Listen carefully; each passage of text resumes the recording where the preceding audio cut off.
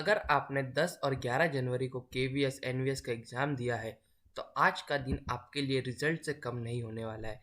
यानी आज भी डिसाइडिंग डे होने वाला है, क्योंकि केवीएस एनवीएस ने अपनी आंसर की और scan OMR sheet officially out कर दी है। अब कोई गैस वर्क नहीं चलेगा, अब कोई अंदाज़ा नहीं लगेगा, अब सिर्फ फैक्ट्स बोलेंगे। आज के वीडियो के बाद आपको क्लियर हो जाएगा कि आपको एग्जैक्ट कितने मार्क्स आ रहे हैं, आप टायर 2 की रेस में हो या नहीं, और आज से आपको क्या स्ट्रेटेजी फॉलो करनी है टायर 2 के लिए। वीडियो को लास्ट तक जरूर देखना, क्योंकि एंड में मैं आपको बताऊंगा किन बच्चों को बिना सोचे टायर 2 की तैयारी शुरू कर देनी चाहिए। सबसे पहले हम बात करते हैं ऑफिशियल नोटिस की। दोस्तों, सीबीएसई ने एक ऑफिशियल पब्लिक नोटिस रिलीज की है जिसमें उन्होंने मेंशन किया है कि स्कैन ओएमआर शीट और प्रोविजनल आंसर की आउट हो चुकी है। कैंडिडेट्स लॉगिन पर लाइव कर दिए गए हैं, मतलब अब कोई टीचर का पीडीएफ नहीं, कोई टेलीग्राम वाली आंसर की नहीं, कोई यूट्यूब वाली गैस वर्क नहीं, सब बंद। अब सिर्फ ऑफिशियल आंसर की ही फाइनल रेफरेंस होगी, और ये एक बहुत बड़ा सिग्नल है कि रिजल्ट प्रोसेस ऑफिशियली स्टार्ट हो चुका है। हाँ जी दोस्तों, आंसर की आना मतलब ये होता है कि आने वाले हफ्ते या 2 हफ्ते के अंदर आपका रिजल्ट हो जाएगा, रिजल्ट डिक्लेयर हो जाएगा। आंसर की और ओएमआर शीट आप कहाँ से देख सकते हो? आप सभी ने तो डाउनलोड कर लिया होगा, लेकिन जिन किसी का डाउनलोड नहीं हुआ होगा आंसर शीट या ओएमआर शीट, मैं उनको बता देता हूँ। आपको सीबीएसई के साइट पे जाना है, वहाँ आपको अपना रोल नंबर एंटर करना है, अपना डेट ऑफ बर्थ एंटर करके सबमिट करना है। तो आपके तुरंत सामने स्कैन ओएमआर शीट, आंसर की शीट और रिस्पॉन्स शीट दोनों ओपन हो जाएगी। आपको वो डाउनलोड कर लेना है। मैं आपको सजेस्ट करूँगा कि अगर आपके पास लैपटॉप या पीसी है तो आप उसमें करें, क्योंकि मोबाइल में आप थोड़ा बहुत कन्फ्यूजन हो सकता है, या आपके कुछ क्वेश्चन जो सही होंगे वो गलत हो जाएंगे, या जो गलत होंगे वो सही हो जाएंगे। इसीलिए अगर आप फ़ोन में भी कर रहे हो तो फ़ोन को डेस्कटॉप मोड पर डाल के ही आप आंसर की चेक करो। हम बात करते हैं मार्क्स कैसे कैलकुलेट करना है। हर सही आंसर का आपको 3 मार्क देना है और गलत आंसर पे 1 मार्क डिडक्ट करना है। स्टेप 1, आप अपना ओएमआर में अपना रिस्पॉन्स देखो, उसके बाद आंसर की से मैच करो। अगर सही आंसर है तो सही का टिक लगाओ, गलत आंसर है तो गलत का टिक लगाओ। लास्ट में अगर आपके 60 क्वेश्चन सही है तो आपके टोटल मार्क्स हो गए 180, और उसके बाद अगर आपके 5 क्वेश्चन गलत है तो आपने टोटल 65 क्वेश्चन अटेम्प्ट किया, जिसमें से 60 क्वेश्चन आपके सही है और 5 गलत है, तो 180 माइनस 5 तो आपको मिले 175 मार्क्स। 175 मार्क्स जो आपको मिले हैं वो आपका रॉ स्कोर हो गया, मतलब आपको टोटल 175 मार्क्स मिले हैं। इस रॉ स्कोर के बेसिस पे आप डिसाइड करोगे कि आपको टायर 2 की तैयारी शुरू करनी चाहिए कि नहीं।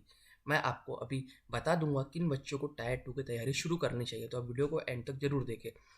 मैंने कल भी आपको वो चीज़ बताया था कि आंसर की 1 या 2 दिन में आएगी, तो मेरी बात सच हुई, क्योंकि मेरे पास इनर सोर्सेस है जिनसे मुझे इन सब चीज़ का आइडिया हो जाता है। इसलिए मैं आपको बोलूँगा, अगर आप केवीएस एनवीएस की तैयारी कर रहे हो तो आपको चैनल को सब्सक्राइब कर देना चाहिए, क्योंकि आपके पास सबसे सही और सबसे सटीक न्यूज़ मैं सबसे पहले लेकर आऊँगा। बाकी सब आपकी मर्जी। अब मैं बात करता हूँ कट ऑफ में इस बार गिरावट क्यों देखने को मिल रही है। ग्राउंड लेवल पर जो हमें फीडबैक मिल रही है उस हिसाब से पेपर इजी नहीं था। कुछ बच्चों को जिनको पेपर इजी लगा उनके मार्क्स अभी गिर रहे हैं, और जिनको पेपर मॉडरेट लग रहा था स्टार्टिंग से उनके मार्क्स स्टेबल आ रहे हैं। मतलब वो जितना मान के चल रहे थे उनके मार्क्स उतना ही आ रहे हैं, या तो 3-4 मार्क्स ऊपर या 3-4 मार्क्स नीचे, उससे कम किसी को नहीं आ रहा। लेकिन जो बच्चे स्टार्टिंग में उड़ रहे थे कि पेपर बहुत ईजी था, हमें 210 मार्क आएंगे, 220 मार्क्स आएंगे, वो सब अभी ज़मीन पर उनके पैर आ गए हैं। उन सब के मार्क्स 180 185 के रेंज में आ रहे हैं, किसी किसी का तो 150 आ रहा है। ये बात आप सबको पता है, जब हम पेपर दे के आते हैं तो हमें लगता है कि सब आंसर सही है, लेकिन एक्चुअल में आंसर की आने के बाद हमें पता चलता है कि हमारे कितने सही और कितने गलत हैं। मैं पेपर की बात करूँ तो paper moderate to tough side बोला जा सकता है, लेकिन मेरे हिसाब से पेपर इजी टू मॉडरेट था। जीके सेक्शन काफ़ी ट्रिकी था। हाँ दोस्तों, जीके और जीएस सेक्शन काफ़ी ट्रिकी था। रीजनिंग में 2-3 क्वेश्चन ट्विस्ट वाले थे, बाकी सब आसान थे। और जो सबसे इम्पोर्टेंट खेला कर गया बच्चों का, वो था कंप्यूटर का। हाँ दोस्तों, कंप्यूटर में बच्चे ये मान के चल रहे थे कि इस बार शॉर्टकट की आएंगे, और प्रीवियस ईयर भी शॉर्टकट की ज़्यादा आए थे तो उन्होंने वो याद किया था। लेकिन इस बार एमएस वर्ड से काफ़ी ज़्यादा क्वेश्चन आए थे, जिस वजह से बहुत सारे बच्चों ने कंप्यूटर में गलत आंसर स्टिक किए, या कंप्यूटर का आधे से ज़्यादा सेक्शन छोड़ दिया था। उसके बाद जो इम्पोर्टेंट चीज़ था वो था time management. Time management tough था क्योंकि टाइम मैनेजमेंट जो कैलकुलेशन मैथ्स के 6-7 क्वेश्चन ऐसे थे जिसमें कैलकुलेशन हैवी थी, मतलब क्वेश्चन काफ़ी आसान था लेकिन उसका कैलकुलेशन हैवी था, जिस वजह से उनको टाइम मैथ्स में लग गया और बाकी चीज़ों में टाइम कम पड़ा। इसीलिए बहुत से कैंडिडेट के मार्क्स एक्सपेक्टेशन से कम आ रहे हैं और जब ओवरऑल मार्क्स डिस्ट्रीब्यूशन नीचे आता है तो उसका इफेक्ट कट ऑफ पर पड़ता है। इसलिए इस बार स्ट्रॉन्ग चांसेस है कट ऑफ लास्ट ईयर से नीचे जाएगी।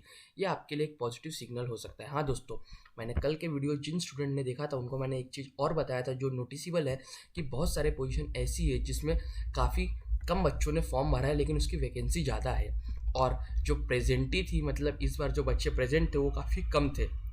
इसलिए अगर आपके कम मार्क्स भी आ रहे हैं तो आप ये दुआ करो कि आपने जिस चीज़ में ये पोस्ट के लिए भरा होगा, जैसे लाइब्रेरियन हो गया या किसी बायोलॉजी के टीचर या कॉमर्स के टीचर, उनमें वैकेंसी काफ़ी ज़्यादा थी लेकिन बच्चों ने फॉर्म काफ़ी कम फिल किए। इसलिए अगर आपको थोड़े कम मार्क्स भी आ रहे हैं तो आप टायर 2 के लिए एलिजिबल हो जाओगे, ऐसा मुझे लग रहा है।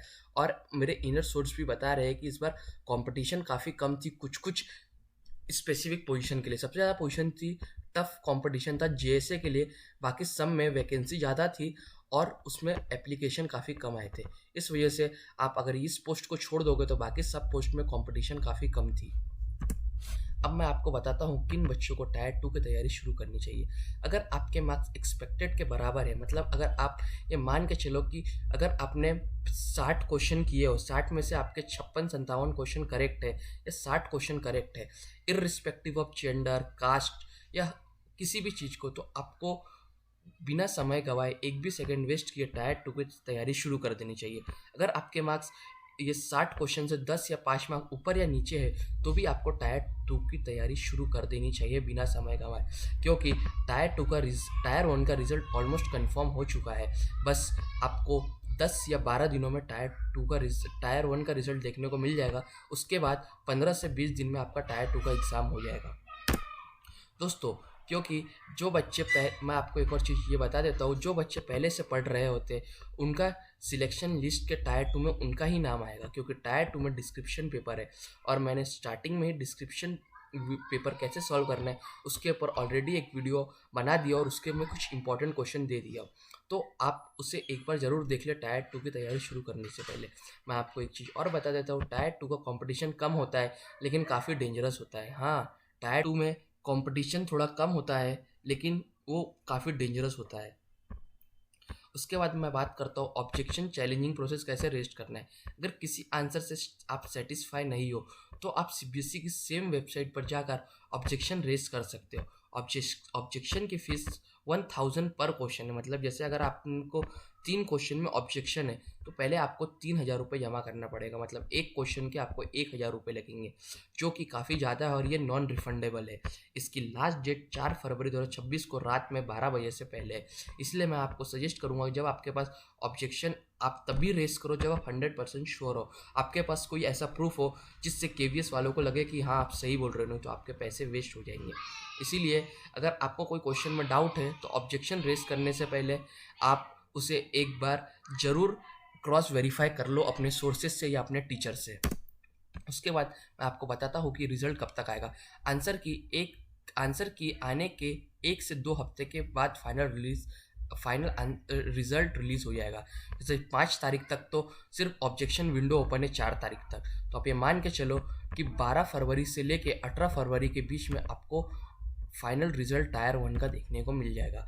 इसका मतलब आपके स्ट्रॉन्ग चांस ये बन रहे हैं कि फरवरी के मिड वीक में आपका रिजल्ट आ जाएगा। इसलिए यहाँ से आपके पास सिर्फ 30 दिन है, आपके करियर के सबसे इम्पोर्टेंट 30 दिन। अगर आपके मार्क्स मेरे बताए हुए कट ऑफ के रेंज के आसपास आ रहे हैं तो आपको अभी बिना समय गवाए 30 दिन में टायर 2 की तैयारी शुरू कर देनी चाहिए।